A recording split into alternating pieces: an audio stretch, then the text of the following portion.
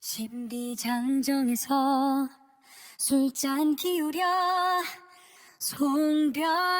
송별하지만 직언으로는 부족하여 화를 입고 말았네. 하늘이 뜻한 대로 안개 사이로 복식을 짐작할 수 없는 두 남녀가 공손히 목례하며 다가온다. 놀라 주위를 둘러보지만 사방은 칠흑같이 어둡고 다만 두 사람이 대낮처럼 또렷하게 보인다. 상의 표정을 읽은 남자가 부드러운 낯빛으로 입을 연다. 공께서 쉬시는데 느닷없이 나타나 죄송합니다. 나 같은 도살꾼을 높여 부르는 자네들은 누구신가? 여기는 어디이고? 저희는 공의 부르심으로 시간의 다리를 건너온 것이니 두려움을 갖지 마십시오. 자식조차 큰 소리로 부르지 못하는 내가 낯선 이를 부르다니 도무지 알 수 없는 소리요. 사정은 후일 아시게 될 것입니다만 지금 시간이 없어 공께 긴히 전할 말만 드리고자 하니 양해하십시오. 대체 무슨 말씀을 하시는 겐가? 첫째, 날이 새고 작업장에 가실 때 반드시 따님을 데려가십시오. 둘째, 일이 끝나면 곧장 집으로 오지 마시고 다른 일꾼들이 모두 떠난 뒤 작업장 앞 길로 나와 기다리셔야 합니다. 딸은 의인일로 데려가면 누구를 기다린다는 말이요? 기다려보시면 절로 하실 것입니다. 또 제가 일러드리는 말씀을 기억하셨다가 홀린 듯 듣고 있다 문득 정신을 차려보니 방 안이다. 뒤척이는 소리에 잠을 깬 딸아이가 놀라 말한다. 아버지, 웬 땀을 비 오듯 흘리세요? 어디 편찮으신가 봐요. 아니다. 잠시 꿈을 꾼 것이다. 참 얘야. 날이 새거든 나랑 같이 작업장에 가자꾸나. 거들어야 할 일이 있을 것 같구나. 전날 저녁 주문왕 희창은 구후 악후와 더불어 삼후 만찬을 가졌다. 은조왕 제신의 호출로 왕경에 도착한 지 한 달여 만의 일이다. 일찍이 상나라 제신왕이 동서남북 네 후를 임명했는데 그중 북후는 숭후인 호다. 다만 숭국은 상의 일부로 여겨진 터라 숭후 호가 나머지 삼후와 어울리는 일이 없었다.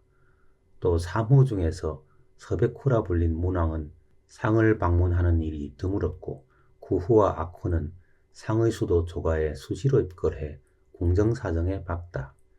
이런 이유에서 두 후가 희창에게 이런저런 궁정 소식을 전해주는가 싶더니 잔이 몇 순배 돌자 소리나 쳐 조왕 이야기를 꺼낸다. 하지만 그들은 몰랐다. 시중 들던 하인 하나가 숭후호의 사람이라는 사실을. 창이 눈을 뜨니 이미 동이 텄다. 평소 말술이던 그인데 이상하게도 머리가 지끈거리고 속이 울렁인다. 하지만 이날은 어전 조례가 있는 날. 황급히 일어나 채비를 갖추고 나오니 읍이 마당에서 기다리고 있다. 읍을 기다리게 하고 잠시 주역점을 치니 곤괴가 나오는데 미처 괴사를 완성하지 못하여 아래 내용만 적어둔 것이다. 곤, 대인에게 재앙이 없었다. 말했으나 믿지 않았다. 오전은 다시 중신회의라 삼후가 모여 전날 이야기로 시간을 보냈는데 오후 대전회의에서 주왕은 기분이 좋은지 좌우 중신들의 말은 듣는 둥 마는 둥 하며 옆에 앉은 달기와 손장난하기 바쁘다. 그 득에 희창도 모처럼 긴장을 늦추고 서 있는데 주왕이 대뜸 자신을 호명한다. 놀라 목이 뻣뻣하게 굳어 고개를 제대로 들지 못하는데 그 모습을 본 주왕이 끌끌 웃고는 한마디 한다. 서백후 희창은 고개 들라 중신들 앞에서 읍을 칭찬하고자 부른 것이다. 조가에서 전차를 모는 아이가 10명 남짓한데 읍이 그중 뼈어나다 들었다. 주족은 군마 몰기를 강아지 다루듯 한다더니 과연 그러하구나. 과분한 말씀이옵니다. 머지않아 큰 상이 있을 것이다. 그대는 더욱 분발하여 신하의 의무를 잊지 말라. 맹세코 견마지로를 다 하겠사옵니다. 한 가지만 더. 일전에 북백 숭후호에게 듣기로 주족 군대가 포로 다루기를 유리병 만지듯 조심한다고 하였다. 천만부당한 말씀입니다. 저희는 온전한 포로를 바치고자 만전을 기한 것이니 추호도 의심치 마옵소서. 게다가 덜도 더도 아니고 항상 할당한 수만큼 사냥해 바치니 혹여 이성 중에 하나 둘 죽어 없어지면 제사에 차질이 있을까 염려된다고도 하는구나. 살펴주시옵소서. 강족이 서북 산간 험지에 널리 숨어들어 하나를 구하려면 병사 열이 움직여야 하니 신은 부족함이 없게 하고자 주야로 힘쓸 따름입니다. 폐하께서는 부디 의심을 거두어 주소서. 서백의 청심을 안다. 다만 그대가 의무를 잠시라도 소홀히 하여 상제께서 노하시면 그 피해가 네 아이에게 미칠까 염려할 따름이다. 창이 고개 숙여 주왕 제신의 말을 듣는데 땀이 비오듯 하고 몸을 제대로 가누지 못할 지경이다. 옆에 선 구후가 몰래 팔을 붙잡아 위로를 전한다. 말했으나 믿지 않았다는 점괘가 이것이구나. 희창은 두 후의 초대를 마다한 채 서둘러 대전을 빠져나가는데 기다리던 아들 의비 성큼 다가와 아비의 두 손을 붙잡으며 반가워한다. 새벽에 짚은 괴효를 다시 생각해 볼 겸 희창은 말고삐를 종의 손에 들려 자신들이 머무르는 9월 외곽 빈관으로 보내고 의백에 말한다. 날이 좋으니 오늘은 걸어서 가보자꾸나. 예, 아버지. 제가 여기 온 지 벌써 석 달이 되어 가네요. 그 사이 아버지 말씀대로 조가의 왕궁이며 저잣거리며 방벽이며 해자며 살피지 않은 곳이 없어요. 눈 감고도 다닐 수 있지요. 잘하였다. 배도 고프고 하니 빠른 길을 안내하거라. 빠른 길이라면 천민천을 지나는 게 옳지요. 천민촌이라면 꼭 위험하지 않느냐? 아, 걱정하지 마세요. 포로라지만 이미 방면되어 기술을 익힌 직공과 그 처자식이 대부분이니 여염의 사내들보다 순하면 순하지 거칠 이유가 없습니다. 혹여 실수를 저지르거나 사고에 휘말리기라도 하면 곧장 끌려가 공량에 바쳐지는 신세라 평소 서로 아는 척도 않지요. 작업을 마치면 눈을 아래로 깔고 집으로 돌아가기 바쁘답니다. 그나저나 달리 하명받은 일은 없는지요? 제신 수가 이르기를 내 전차모는 솜씨가 일품이라 하였다. 그 밖에는 별말 없더구나. 그 말을 하러 천리 떨어진 여기까지 오라 한 건 아닐 테지요. 포로를 늘리라 하였다. 그 말에 심상치 않은 기운을 느낀 읍이 더 말을 잇지 않아 둘은 침묵한 채 거리 구경에 빠져들었다. 은상의 도읍 조가거리 곳곳에서 토목공사가 정관을 이루고 있다. 난생 처음 보는 거대한 장비와 엄청난 인력에 압도되어 희창은 심장이 졸아드는 듯하다. 마침 읍이 저기가 천민천으로 가는 길이라 하여 정신을 다 잡는다.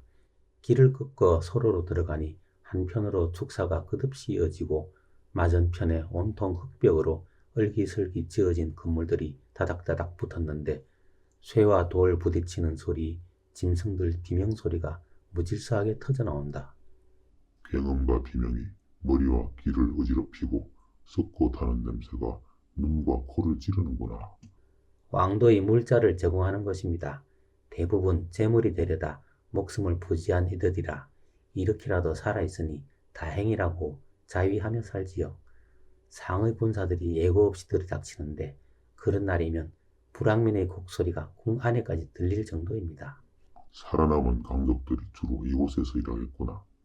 예, 강족을 비롯해 융, 견, 윤, 밀수, 기, 회, 우 같은 이족들이 사는데 상이 화친을 맺은 동방 이족들도 종종 끌려와 이곳에서 부역합니다.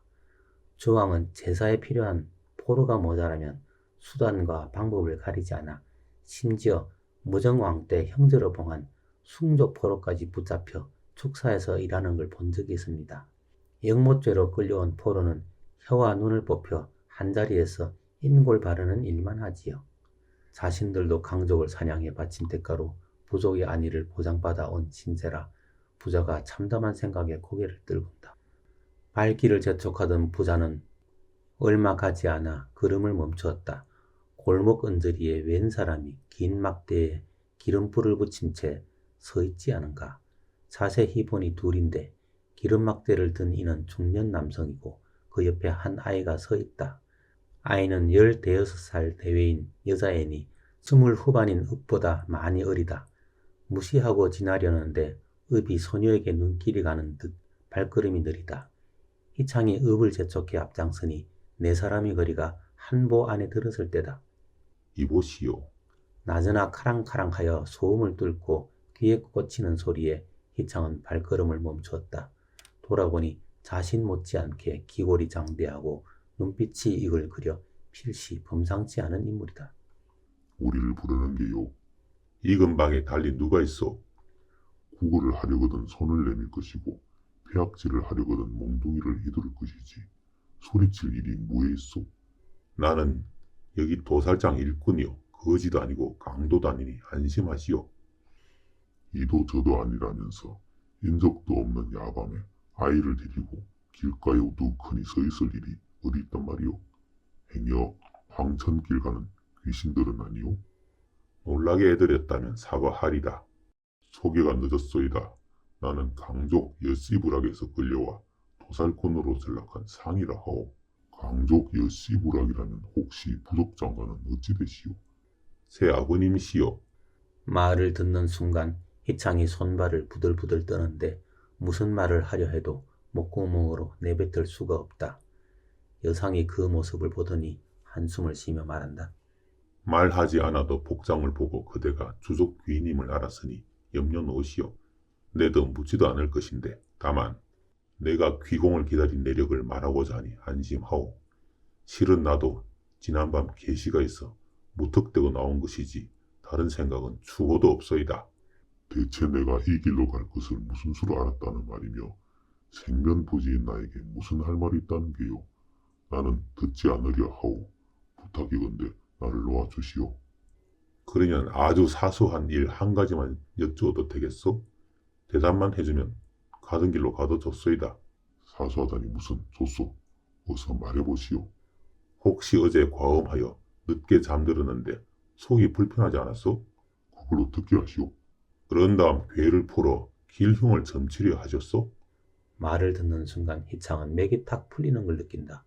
이게 무슨 조화인지 알 수가 없어 멍하니 상을 쳐다보는데 상 또한 놀란 표정이다.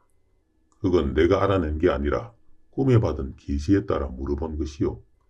말씀하신 그대로요. 그렇다면 내 조금 더 말해도 되겠지요. 그러시오. 귀공이 이곳에 와서 몇 달간 술을 드셨을 텐데 여기 은상의 술과 그대가 평소 즐긴 술이 어떻게 다른지 알고 계시오? 내가 있는 곳에서는 대개 마유주를 마시는데 이곳 조가에 오니 그건 볼 수 없어 주로 곡주를 마셨소. 민가에서 되는 대로 만들어 마시지만 귀족들은 반드시 밀누룩을 발효시킨 술을 마시거나 포도나 매실을 묵혀 달게 하여 마시니 귀공이 마신 술이 대개 그러할 것이요. 그게 탈난 이유라는 말씀이오. 몸에 맞지 않는 술을 장복한 데다 왕도의 특산물인 감과 복숭아, 곰과 거북 같은 음식을 하루가 멀다고 드시며 밤에는 향나무 아니면 유향을 태워 흠향하고 있지 않소이까? 맞는 말씀이오. 그것들이 모두 사기가 되어 내 몸을 침범하였다는 말이오. 촌부가 꿈에 들은 바로는 그러하니 그 모두를 멀리 하시라는 말을 전하고자 여기서 기다린 것이요. 기공이 1시간 멀다 하고 술을 가까이 하시니 고향에서 마유주를 보내라 하고 반상을 받으면 양기가 강한 음식을 골라 드시며 향을 쓸 때는 침향이나 정향을 쓰심이 좋을 듯 하오이다. 남의 나라 객사에 들어 인질이나 다름없게 된 처지로 매번 그렇게 하기가 어디 쉬운 노릇이오? 들은 바로는 귀공은 가을의 기운을 지니라 하오. 귀공에게 해롭다는 것들은 모두 가을 기운이라 그게 사기가 되어 귀공의 간담을 해친다고 하오. 하면 가을의 기운을 극하는 봄 기운으로 이를 막아야 하니 앞서 일러준 마유주 같은 것이 그렇다 하였소. 그리하여 몸이 좋아져 늙어간들 삼국의 졸개에 불과하니 꼬부랑 노인이 되도록 무슨 낯으로 살아 돌아다닌단 말이오. 내일 일을 어찌 알겠소. 허나 귀공이 강건한 몸으로 이곳을 벗어나면 그 속에 품은 장대한 뜻을 펼칠 것이요. 그렇지 않고 중병을 얻어 돌아가면 귀국의 앞날이 어찌 될 것인지 생각해 보시구려. 그런데 정말 이 말을 몽중에 들었다는 말이오? 희창이 말을 이으려다 곁을 보니 아들 읍이 꿈을 꾸듯 몽롱한 눈빛을 하고 있는데 필시 두 아이가 눈빛을 교환한 게 틀림없다. 이런 생각에 여상을 보니 그도 같은 심경인 듯 잠시 두 사람의 말이 끊어져 어색한 침묵이 흐른다. 희창이 애써 말한다. 그나저나 보아하니 고운 여식 같은데 이 험한 곳에 의하여 데려온 것이오. 자칫 흉한 일이 있을까 두렵소. 설마 꿈에 그리하라 일렀소? 그 말에 여상이 놀라 딸의 손을 잡으니 아이가 고개를 떨군다. 내 잘못이오. 신뢰가 아니면 존함이. 나는 주나라에서 온 희씨 창이오. 이 아이는 첫째인 읍인데 상국의 인질로와 재신폐하의 전차를 몰고 있어. 역시 그러셨소. 하늘도 무심하지 않소? 그대는 나의 원수나 매 한 가지인데 나는 그대의 앞날을 걱정해 여식을 끌고 나와 도살장 앞에서 기다리는 몸이라니. 상의 말이 떨어지기 무섭게 주창의 두 눈에서 눈물이 비오듯 떨어진다. 우리가 주국이 그대들 강족을 무난히 베고 사로잡아 은상에 바쳤소.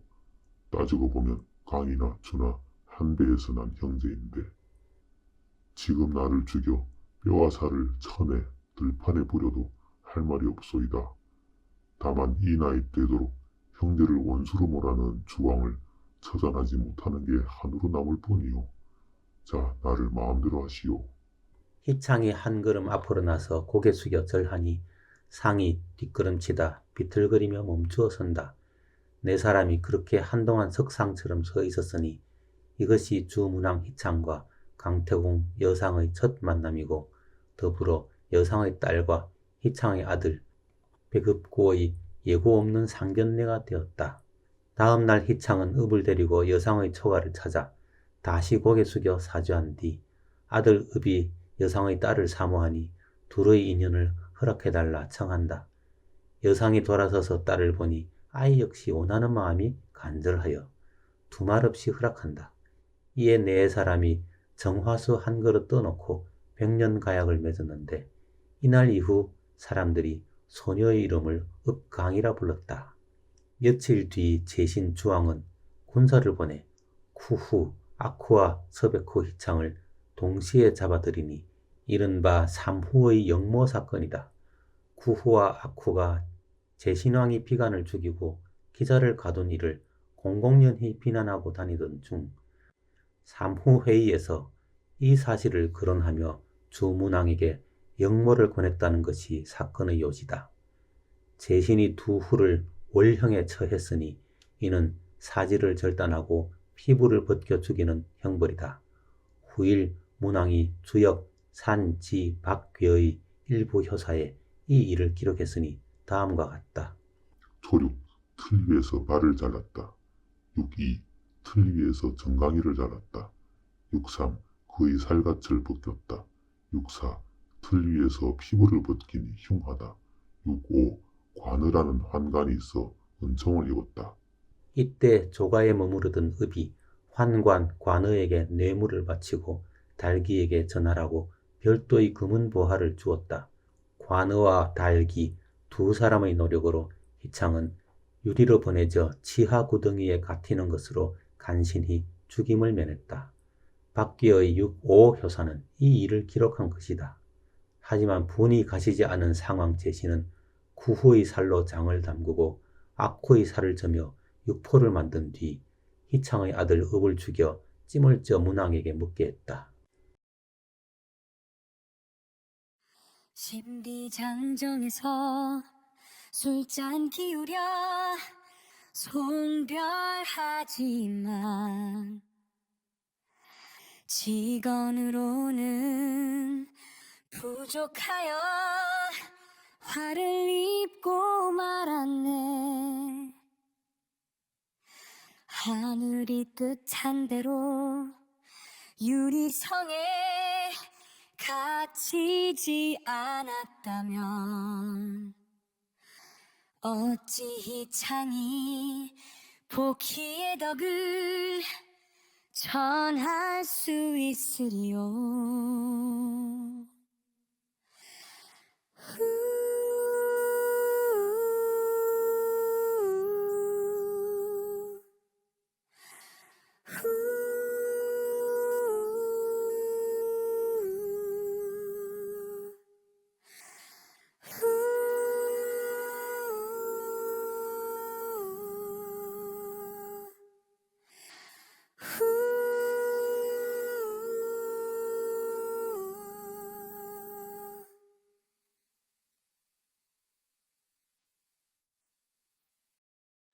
십리장정에서 술잔 기울여 송별하지만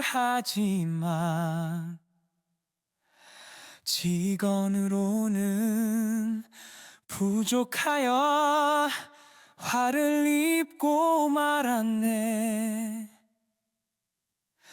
하늘이 끝한 대로 유리성에 갇히지 않았다면 어찌 희창이 복희의 덕을 전할 수 있으리요.